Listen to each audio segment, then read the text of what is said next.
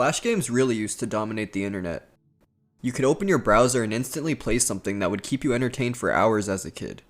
Some of the best Flash games though have basically just been forgotten. So I want to look at a few Flash game gems that absolutely deserve to be remembered. I don't know if anyone else felt this way, but did you ever just click on a random Flash game years ago and play it for hours and wonder why you can't stop? Even though I had a console when Flash games were most popular, there'd be some times where I'd rather just play a weird little browser game someone made for fun. Most of the time these games were either super violent, super ridiculous, or made zero sense at all. And half the time that's what made them memorable in the first place. A lot of Flash games were total nonsense, but I swear they had more personality than most games today. They just existed in this weird little internet world where anything could happen. Also, at the end of me explaining each game, I'm going to give them a little score on the gem scale, basically just how goated the game was to me overall. It doesn't really have to do anything with objectively being good. But now that that's said, the first game I want to talk about is Bartender the Right mix. I remember loading on this game totally by accident as a kid.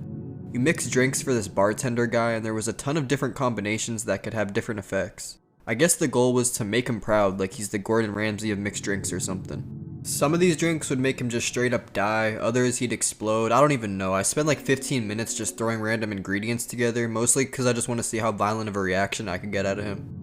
It's less of a game and more of one of those old browser titles like Whack Your Boss that just let you click stuff and watch an animation happen. I'm giving this one a 6 on the gem scale out of 10. Next up is Gunblood. This game was pretty popular a while ago, so I remember it kind of clearly. The cowboy quick draw duel game, I'm sure you've played it. You pick a character, wait for a 3-second countdown, and when the screen says fire, you're supposed to just click your mouse over and over and over again before the other guy does, and whoever kills the other person faster wins the duel. Remember, you only get 6 shots though. The way the enemies move was pretty weird. It was slow and kinda tense because you're staring at them, waiting for them to click at the right moment, and then there's this little rhythm you almost get into. It was fun though, going from guy to guy just clicking and hoping it works out for you. It's not anything flashy or crazy, but it was satisfying and pretty challenging. I'm sure a lot of you remember this game, like I said.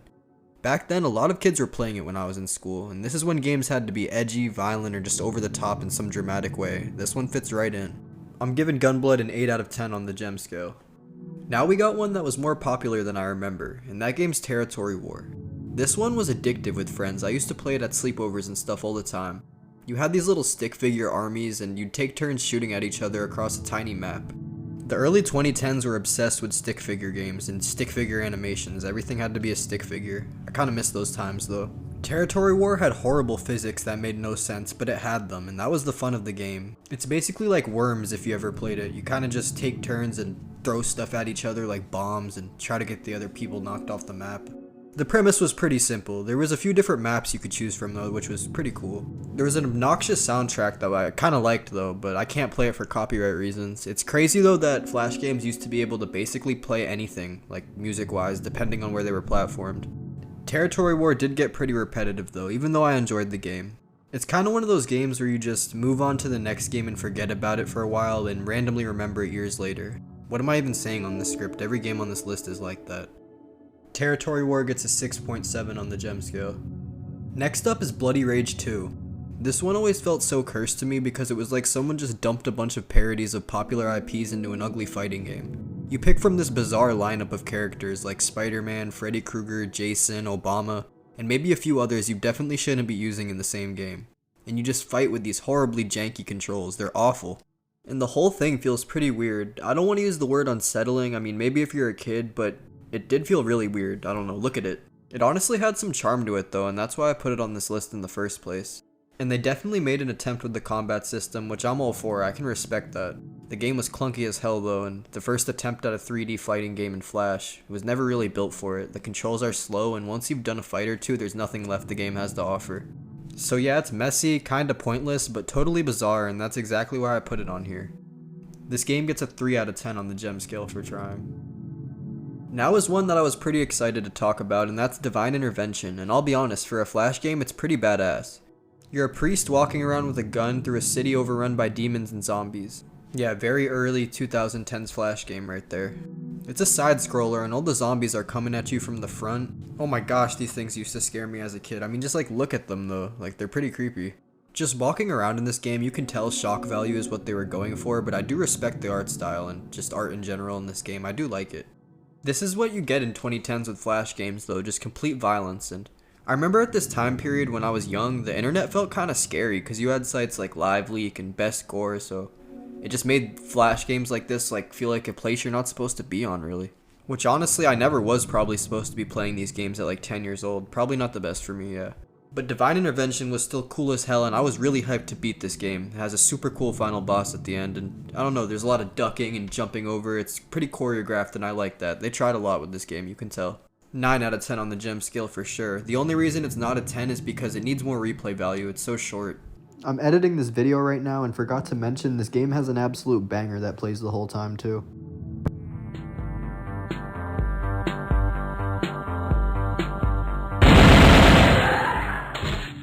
Now we get into another fun one, which was The Last Stand Union City. And okay, this might be my favorite Flash game ever made. I'm probably a little biased too because I spent way too much time on this game as a kid. I remember going to Armor Games, loading this up, and then just disappearing into it for hours. It was the closest thing we had to a real zombie survival game in browser back then. Unlike a lot of other Flash games we talked about so far, Union City actually gave you room to breathe and explore. You weren't just bouncing from one screen to the next. You could wander around in this big messed up city, clear buildings, find weapons, and survive against zombies. You could even find survivors that give you quests or follow you. It felt a lot more alive than most Flash games. And it had you manage stuff like your health, your gear, all that stuff. It was really a full RPG survival game. The story was pretty surface level, you're just looking for your partner, but I remember how intense it felt walking through these streets for the first time. You clear one room and think you were safe, and the next hallway could be flooded with zombies you didn't see coming. The levels in this game were interconnected in one map too, which almost made it feel open world, and it had a day and night cycle, and everything from the sounds, the gunshots, to the cool gear and weapons you can get was almost perfect. And one of the craziest part is, this game didn't just stay a memory. There's modern versions of Last Stand made for PC and consoles, which is pretty cool. But yeah, Last Stand Union City was the first Flash game to me that felt like an actual world you could lose yourself in. 10 out of 10 on the gem scale for me. Next up is Crush the Castle, specifically the second game, and oh man, these games were satisfying as a kid.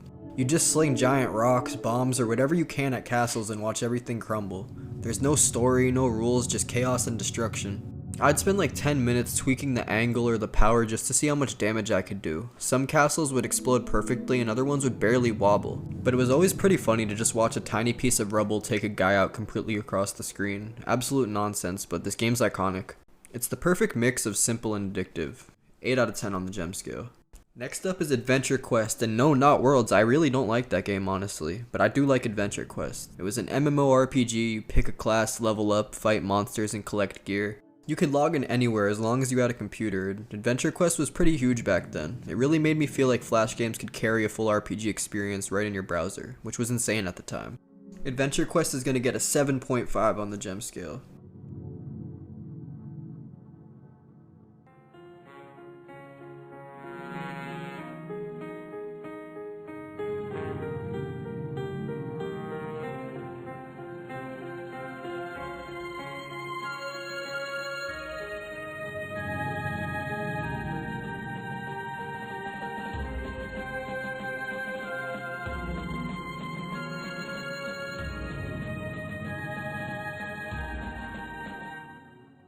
This next game is severely underrated, and it's Champions of Chaos. I used to always play this game with my sister because you get a team of 2 characters that you both control, so we'd just keep switching the mouse whenever it was our character's turn, and that was a lot of fun. This game wasn't perfect, and it honestly looks like a meme sometimes, but it was pretty good for a turn-based action game. At least a Flash one. I spent so many hours on this one though, trying to figure out which champion was actually worth leveling and which one I liked most. And I used to rage like crazy if I died in this game because you get one-shotted by enemies and it was super hard if you didn't understand it. The animations are messy, the sound effects are all over the place, and the arena designs are just ugly sometimes, but this game had strippers you can buy called pets, which is also interesting. I don't know why I said but, like that's a plus of the game. I mean, I guess you could look at it that way. Also, this game is how I figured out about bit crushed audio, which is pretty cool. Sorry, this is the queue for the Outsiders to enter the arena tournament, right? It's one of those games where the jankiness isn't even a flaw, it's part of the charm. Watching your little team slowly grow, stomping over enemies that were way bigger than them, hitting criticals that explode into a mess of ugly colors, that's what makes it sick. Looking back, it's kind of insane that a Flash game even pulled this off because I have no clue who the developers were. I mean, Llama Games or whatever. Yeah, shout out to these guys. I wish this game was more popular back then. I feel like I was really the only one who knew about it. 12 out of 10 on the gem scale for pets. Last is Swords and Sandals, but specifically Solo Ultras. Honestly, this is my favorite Flash game ever, not Union City, this right here. You create a chopped ass gladiator, pick your weapons, and start working your way through these arenas, and it's very ridiculous, from tiny goblins to massive yeti humans, and even some completely bizarre monsters that make you stop and wonder what the designers were smoking. It's funny that this game is turn-based because I never really liked turn-based games, but this is the third turn-based game on this list. I remember playing it for hours trying to figure out the best builds and strategies so my gladiator could finally make it through the boss arenas. There's something about the progression too. You start as a tiny weak fighter and slowly level up, buy new gear, and suddenly you're taking down these big geared enemies. It's the perfect mix of frustration and reward. Swords and Sandals is pure nostalgia, and it really shows how Flash games can make these small, focused experiences feel huge. It breaks the gem scale.